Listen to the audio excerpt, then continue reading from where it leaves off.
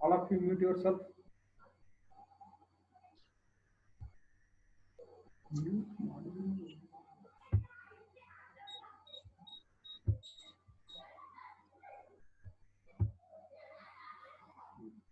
ಇವಾಗ ನೀವು ಯೂಸ್ ಮಾಡೋಕ್ಕಾಗಲ್ಲ.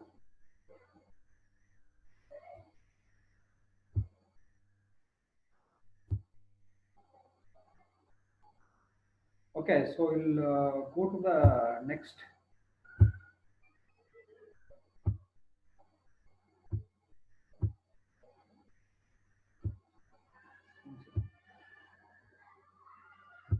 Design of distribution feeders. The next topic of discussion is the design of distribution feeders. So in this design of distribution feeders, so what are the basic design rules we are going to see now? The basic design rules are, there are three basic design rules. The first thing is what? The current during the maximum load should not exceed the ampacity of the feeder. That means ampacity in the sense a maximum current capacity of the conductor. Whatever the load the customer is consuming, that should not exceed the maximum current capacity of the feeder. That is the first basic rule. So after that, the maximum voltage for any customer should not be above the over voltage limit. As I said, whatever the voltage of the customer is there, that should not exceed the over voltage limit. The second rule. So after that, the minimum voltage of any customer should not below the under voltage limit. First thing is what? The first rule is about the current capacity of the feeder. The next rule is about the customer voltage should not be above the over voltage limit, and the customer voltage should not be below under voltage limit. Right. So again, so with which these all three rules are related to, so we are going to discuss. The first rule is mainly concerned to the urban networks with the high load density. Wherever the high load density is there, so there is current capacity will be more. So in those conditions, the first rule should be fulfilled. Right. So again, the second rule will be fulfilled through the setting of the deadband of the tap changer. So we were discussing about the boosting, 5% boosting, in order to make the voltage above the under voltage limit. Right. That is the second voltage limit. Right.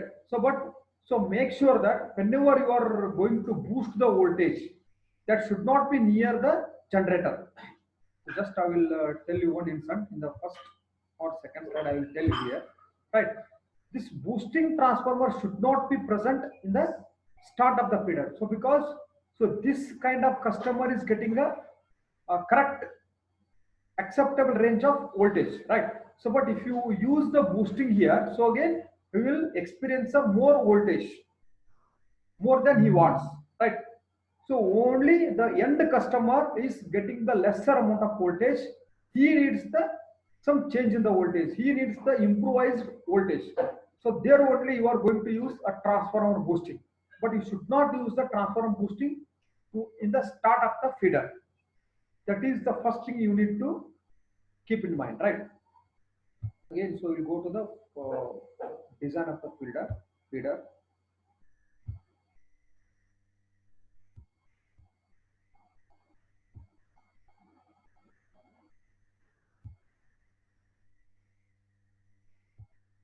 Again, so these are the three basic rules, and these basic rules all depends upon the high load density in the urban networks.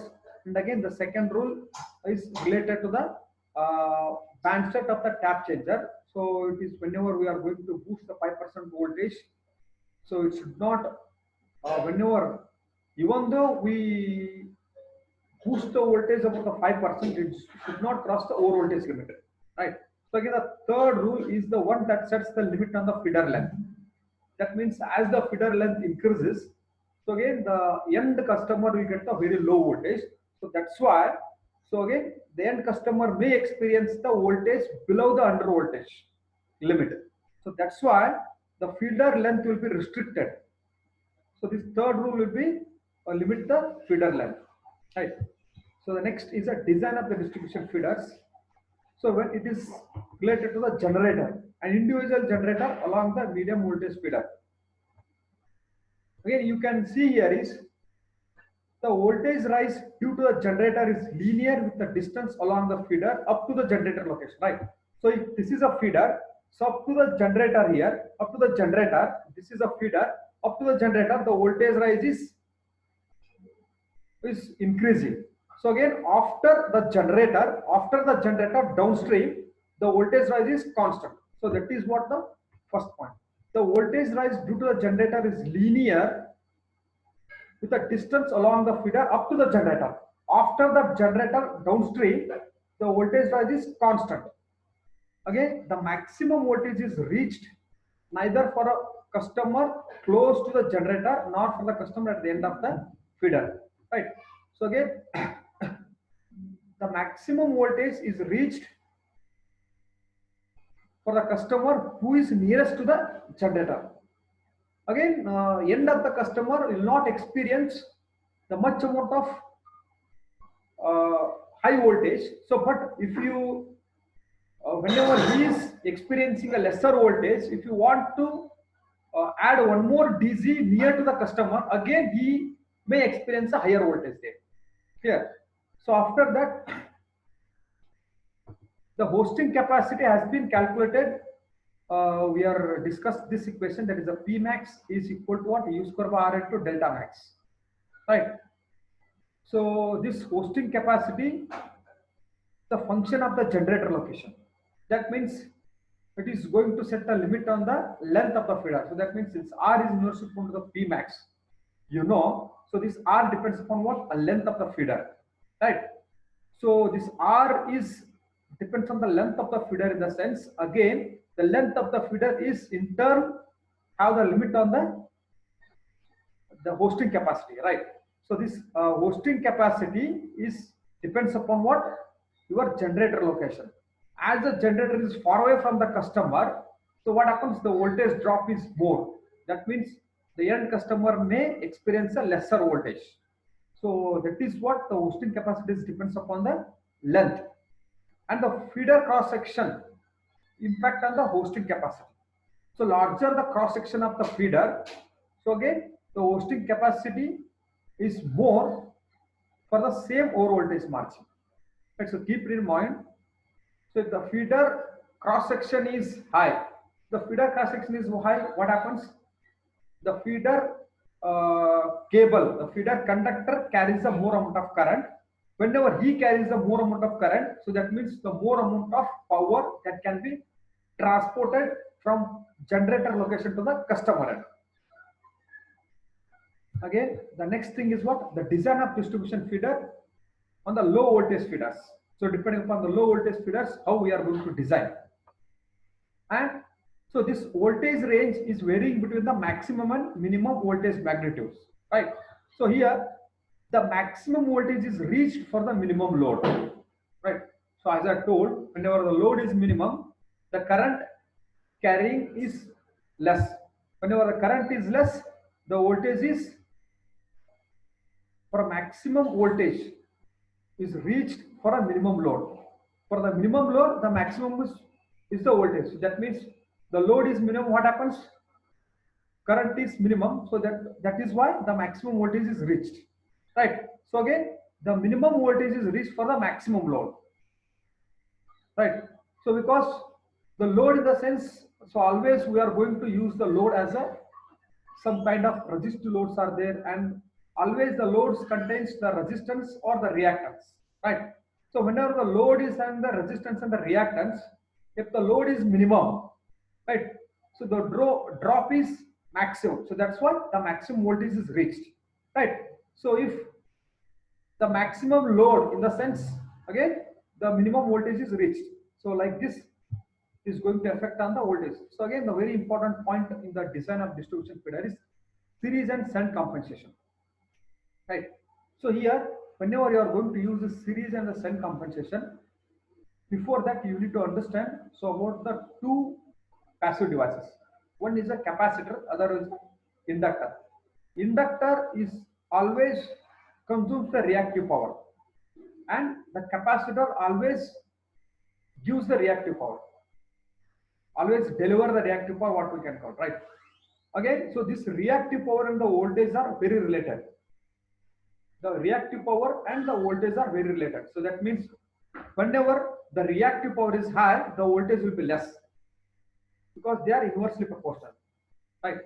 So that's why depending upon the reactive power management, the voltage variation will depend. That's it, right? So this series compensation, that means whatever you are going to use the capacitor, always I say that the capacitor is always going to deliver the reactive power. Whenever the reactive power is high, so then the voltage problem will not be there in the power system. The reactive power management is very important. Whenever the reactive power management is comfortable in a power system, so then there is no problem with the voltage magnitudes. So that is why we need to always the inductor always consumes the reactive power. So for example, your induction machines and so all the some kind of loads except the resistive loads, always they consume the reactive power. Whenever the reactive power requirement is more, so then the voltage across that customer or that load is very less. So that is why we are going to connect the capacitor there. When once you connect the capacitor there, the capacitor will inject the power, reactive power, whatever that load is wants.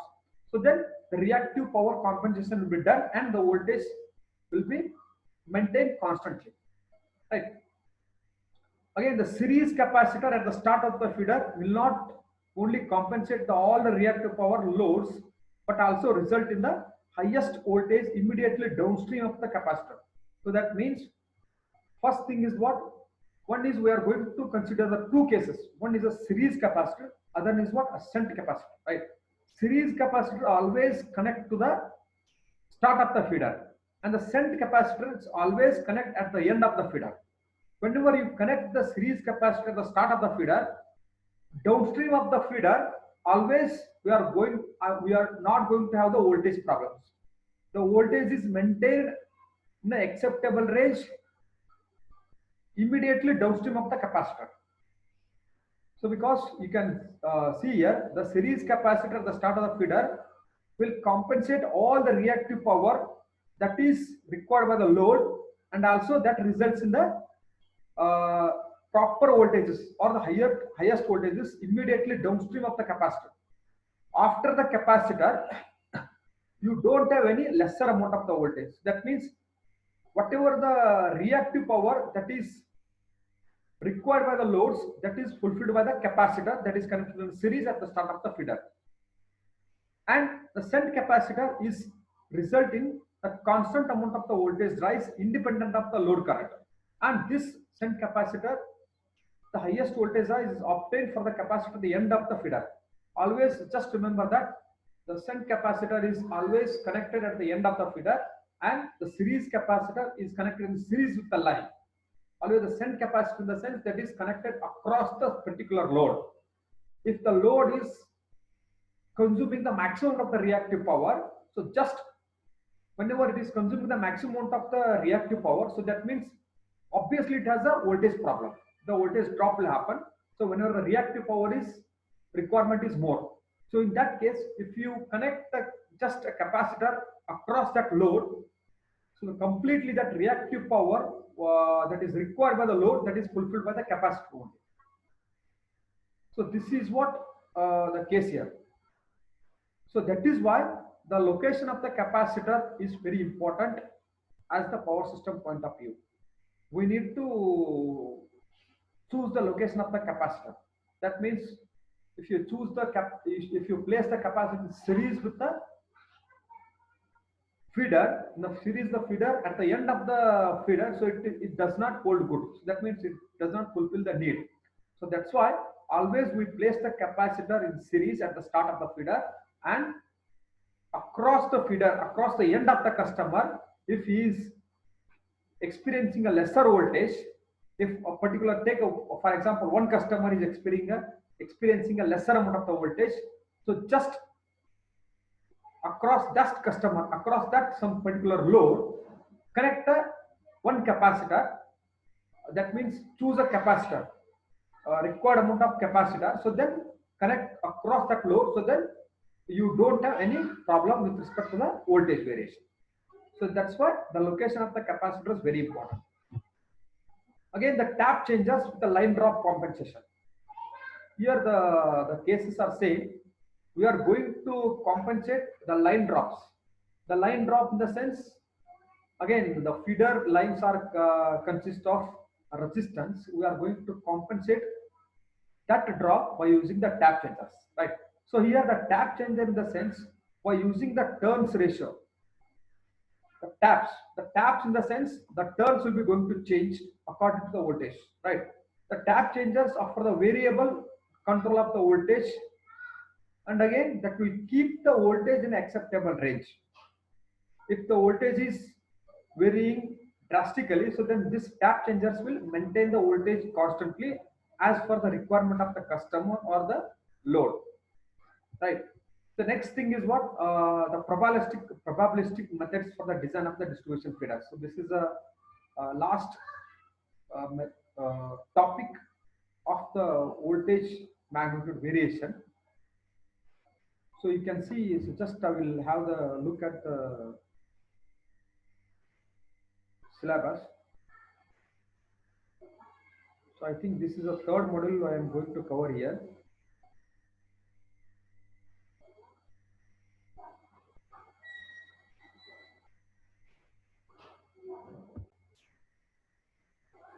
Here the probabilistic method needs. So again, so what all the cases we have seen so far, so those cases are related to the deterministic methods. So in the deterministic methods, what happens?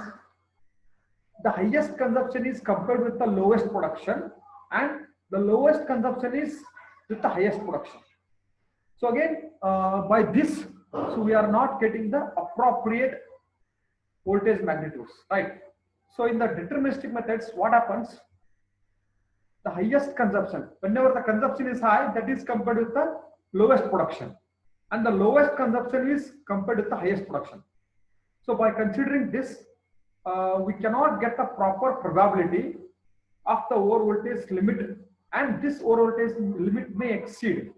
It is not properly calculated, and it is assumed to be 0. So that's why, so this deterministic approach for calculating the hosting capacity are referred as a worst case approach.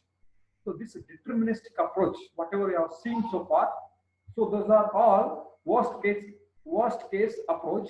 So that's why in actual method we are going to use a probabilistic methods. So these probabilistic methods are a very highly accurate methods than the deterministic approach. So because the deterministic approach are the worst case approaches, so that's why we go for the probabilistic methods, right? So in the probabilistic methods, the probabilistic means, so what is the probability that, so the voltage is in the acceptable range. So that means what is the probability that the voltage is not crossing the over voltage limit, or the voltage is not going below the under voltage limit. So this is what the range. What is the probability that the voltage is within this acceptable range? So that is what we are going to consider, right? So need of the this is, we are going to take some system study here. So this is a simple system. Here the voltage is there. From the transformer there is some voltage is coming, that is nothing but the E. E is a voltage, R resistance, X is the reactance of the feeder, U is nothing but what? The voltage at the end of the customer, and P and Q. P is the real power, Q and the reactive power, right? So again, voltage at the location of the load. That means this is here, this is a load. The load is consuming the both reactive power and the real power. Just I will, you can see here. So this is a load. This load is consuming both real power and the reactive power, and U is nothing but the voltage at the load, and the voltage at the location of the load is expressed by U is equal to what? E minus RP minus XQ, right? That means whatever the voltage delivered by this transformer is equal to what? This voltage, it is nothing but what? A KVL, right? Supply voltage minus a drop, P into R.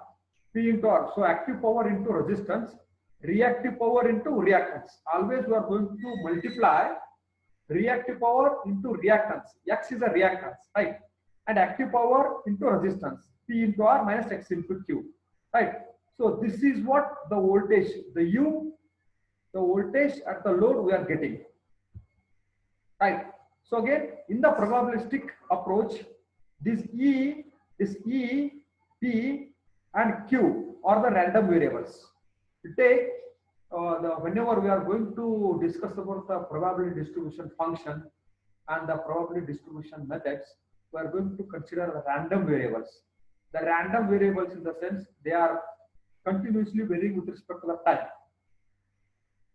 So that may be a voltage, power, and the reactive power, or so these are the random variables. So these are varying with respect to the time, and so we are going to calculate by using the probability density function and probability distribution function.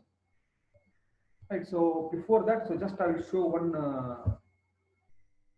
So after this, I will show. So here we are going to discuss about the probability methods for the design of distribution feeders. This is the last slide, right? For the random variable X, I take, for example, I take the random variable X. X may be a voltage, X may be a power, X may be a reactive power, right? So the probability distribution function, that is a f of X, gives the probability that random variable does not exceed a certain value. That means, so if I take the voltage, for example, I take the voltage as a random variable, so I am considering the probability distribution functions in such a way that, so this is what I consider the small x as the over voltage limit, right? The small voltage is the over voltage limit, and x is a random variable, and so this probability distribution function, this fx, gives the probability of this random variable should be lesser than or equal to over voltage limit or the maximum limit of the particular value, right? So we are going to consider that probability, right? So I will show one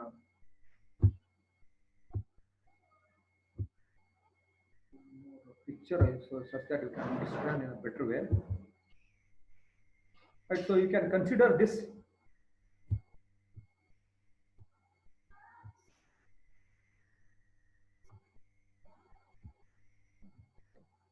You can consider this figure. This is what a density in the sense, so that may be a voltage magnitude, that may be a power, that may be a reactive power, right? So this is what a difference, that is the varying nature with respect to the time it is taking place, right? So these are the values. These are going to increase, and after some particular values, so again it is going to decrease, right? So what is the probability that it is going to lie within the specified band? So that means this is what a maximum value. So somewhere around here, the maximum value is going to present, right? That means from here to here. So that means around this. This is what my acceptable range. This is what my acceptable range. What is the probability that I am going to have in this acceptable range, right? Smaller than or equal to. So just now I have told the probability that this random variable should be smaller than or equal to maximum limit of the particular value. That may be a power, voltage, or the reactive power, right? Again, this is what a probability distribution function. So again, the probability density function is nothing but a derivative of this probability distribution function. Just I will derive this. So then I will get f of x is equal to what? D by dx into f of x, right? So again, we are going to, the probability density function gives the probability that the random variable close to the given value. That means the probability density function will give you the probability that it is very close to the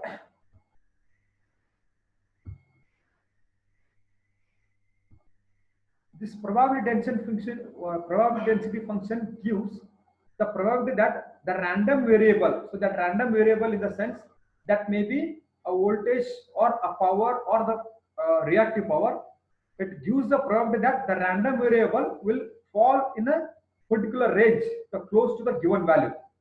That means, for example, if your single phase voltage is 230 volts, so what is the probability that you are getting the exact 210 to 250 volt is that range? So that means that is the probability. So in this is a range. This is a random variable range, that is x is smaller than x is smaller than or equal to x. That means what is the probability that you are getting the voltage in this range? That means x to small x. That means it's the lower limit and this is the upper limit, right? And so the change in that limit plus change in that limit, so you'll get the probability density function in the mathematical terms, right? So this is what you are going to have, the probability density and the distribution function, right? This is about the voltage magnitude variation. Just I will unmute.